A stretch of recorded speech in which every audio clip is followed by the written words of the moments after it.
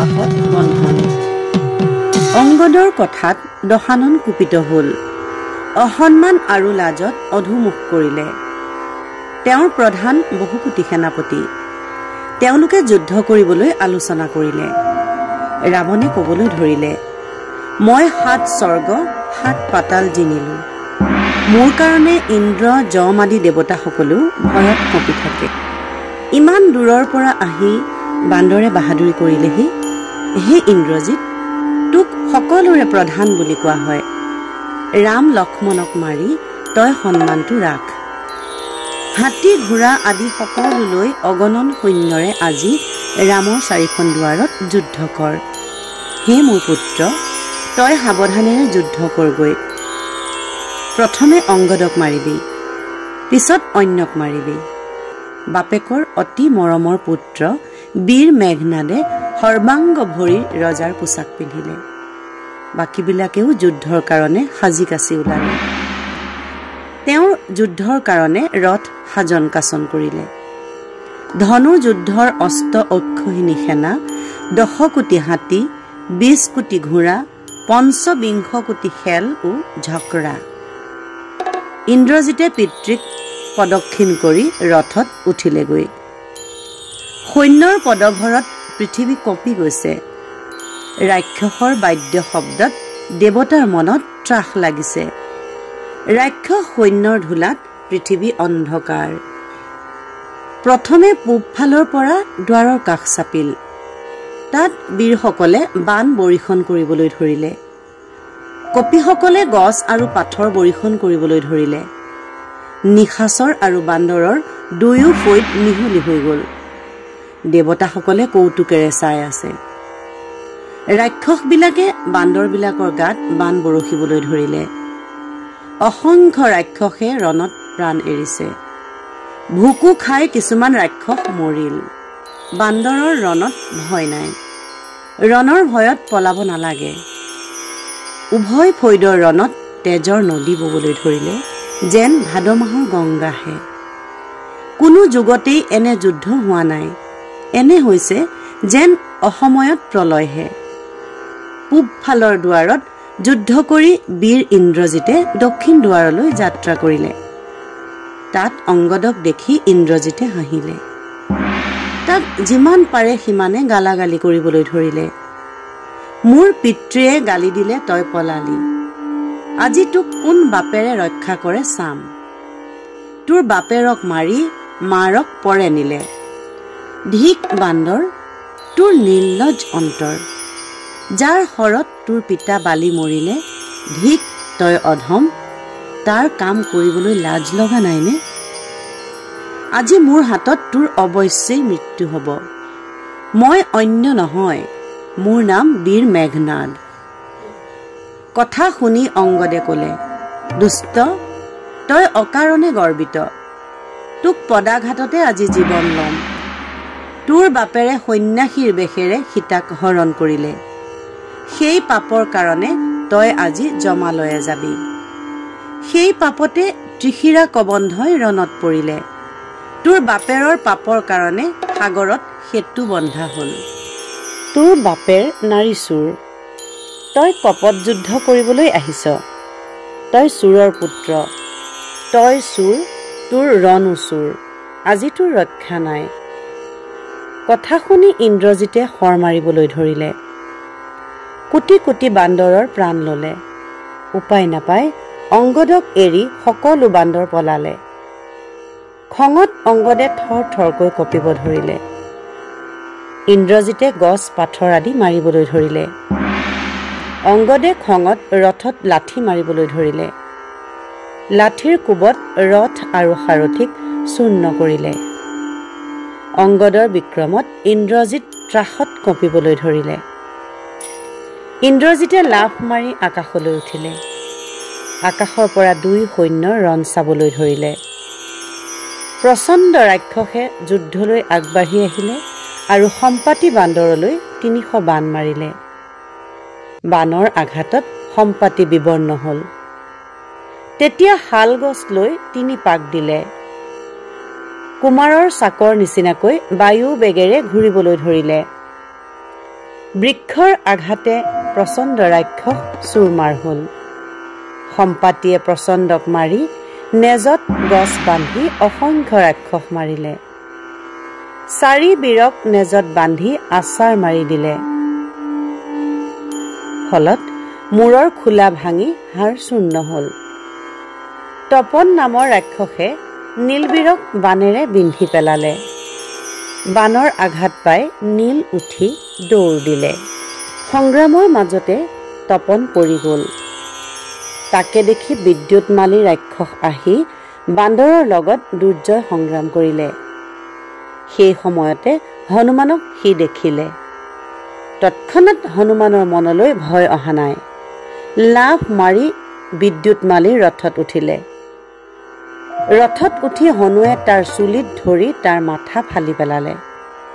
তাকে দেখি সুবৰ্ণ ৰাক্ষসে ৰণ কৰিবলৈ আগবাঢ়ি আহিলে আৰু বান্দৰ সেনাক আক্ৰমণ কৰিলে। সি বান্দৰ সৈন্যক কাটি ঠান ঠান কৰিলে। ৰণথলী ঘোৰ অন্ধকাৰ হ'ল আৰু সি বান্দৰ সেনাক ধৰি ধৰি গিলিবলৈ ধৰিলে।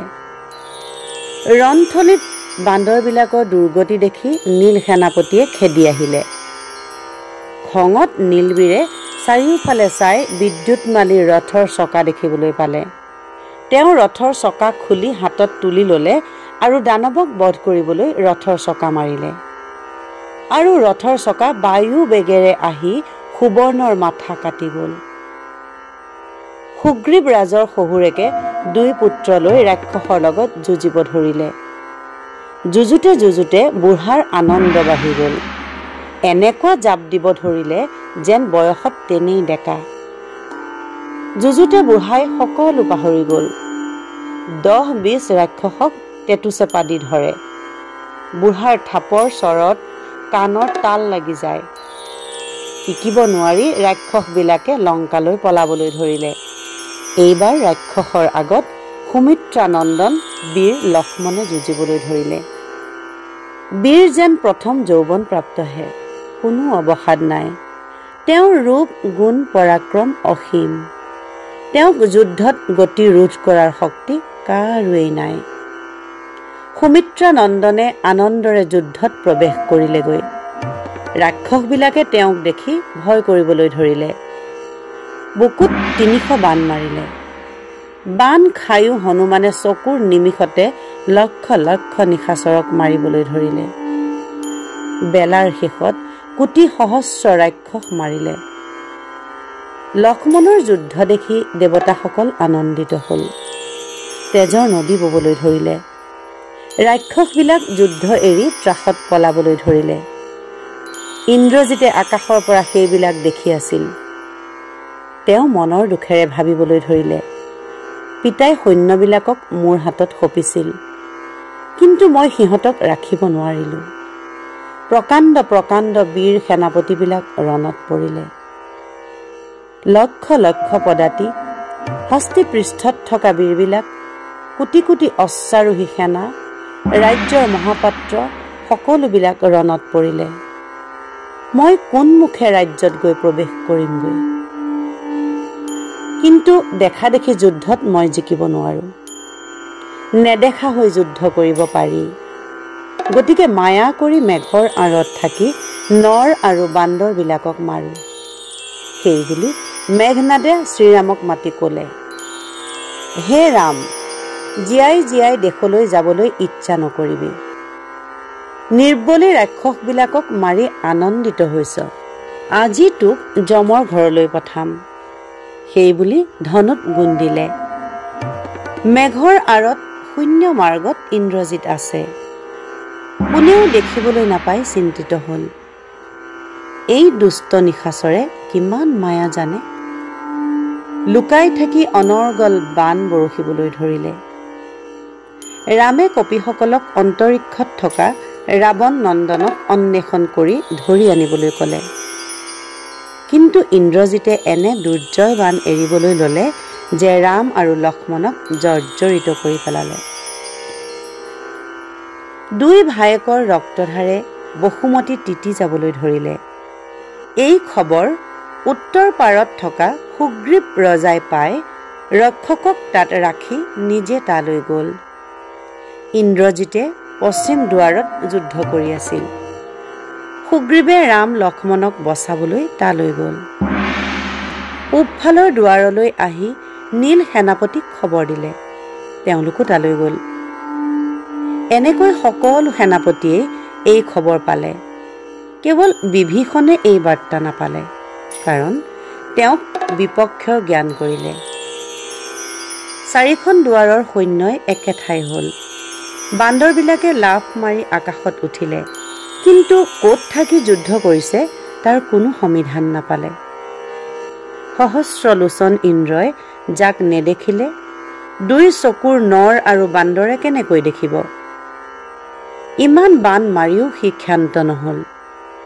ধনুৰ গুণত এইবাৰ নাগ পাশ বান জুৰিলে, যাৰ নাম শুনিলেই যম, ইন্দ্ৰ, বৰুণ আদি দেৱতাও কঁপে। ব্ৰহ্ম অস্ত্ৰ নাগপাশৰ দুৰ্জয় প্ৰতাপ। একেপাত বানত 84 লক্ষ সাপ হ'ল। বানে সাপ হৈ আকাশতে ফনা তুলিবলৈ ধৰিলে। সাপৰ মুখত জুই জ্বলিবলৈ ধৰিলে। সেই বানে গৈ বায়ু বেগেৰে মেঘৰ গৰ্জন কৰি ৰাম লক্ষ্মণক হাতে ভৰিয়ে বান্ধিলেগৈ। কোনোটো সাপে ডিঙিত ধৰে, কোনোটোৱে ভৰিত, কোনোটোৱে গোটেই গাতেই পাক দি ধৰে। হাত ভৰি লৰাব নোৱাৰা হ'ল, ডিঙিত চিপ লাগি ধৰিলে। সাপৰ বিষৰ জ্বালাত শৰীৰ অধৈৰ্য কৰি পেলাইছে।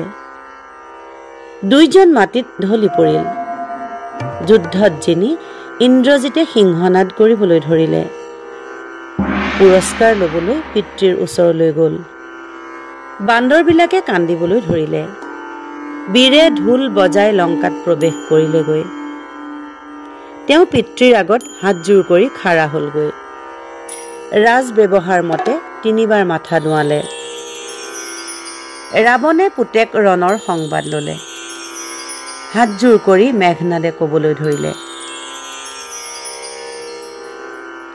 হে পিতৃ, তোমাক যুদ্ধৰ সংবাদ কওঁ শুনা। মই কপি সৈন্যবিলাকক অতি সামান্য জ্ঞান কৰি যুঁজিবলৈ গৈছিলোঁ, কিন্তু দেখিলোগৈ সিহঁত মহাযোদ্ধা।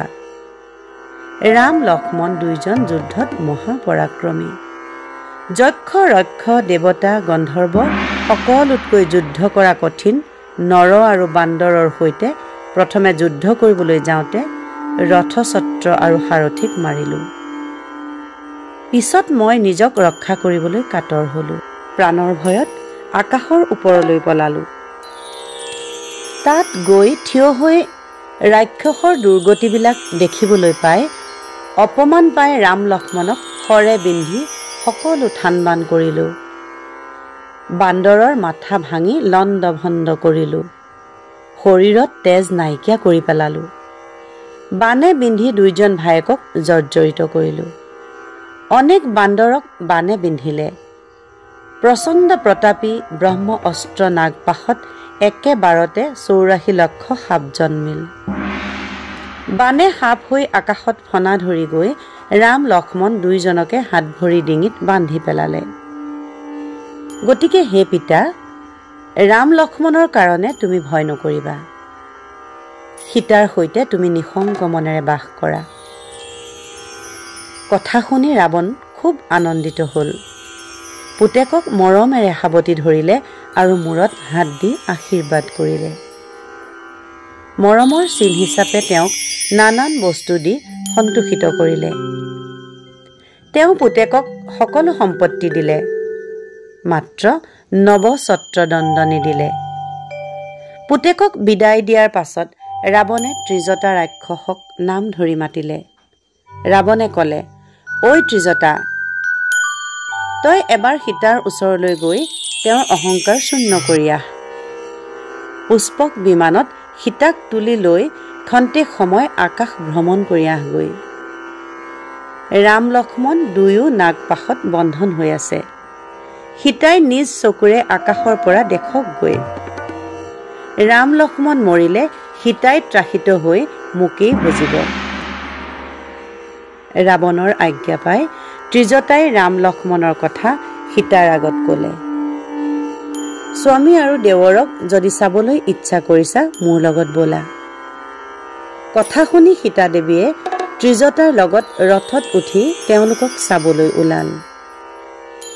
ৰাম লক্ষ্মণক নাগপাশেৰে বান্ধি থোৱা দেখি খুব কান্দিবলৈ ধৰিলে। মোৰ বোধ কৰোঁ আজিয়েই কাল ৰাতিপুৱাল। হে ৰাম, এই অভাগিনীয়ে তুমিহেন পতিক হেৰুৱালো। তুমি ত্ৰিভুৱনৰ পতি হৈ কেনেকৈ ৰাক্ষসে এনে গতি কৰিলে? যি হৰধনু বলে নোৱাৰি ৰাৱণ পলাইছিল, বাকী ৰজাসকলে ধনু দেখিয়েই ভয় কৰিছিল, তুমি সেই ধনুক হেলাৰ ৰঙে ভাঙিলা। পিতাৰ পণ ৰক্ষা কৰি মোক লাভ কৰিছিলা। শিশুকালত যেতিয়া পিতৃৰ গৃহত আছিলোঁ, তেতিয়া সকলো লোকে মোক চিৰ সাধৱা বুলি কৈছিল। মোৰ সেই সকলো কথা বিপৰীত হ'ল। সেই প্ৰভু আজি ধূলাত জ্ঞানহীন হৈ পৰি আছে।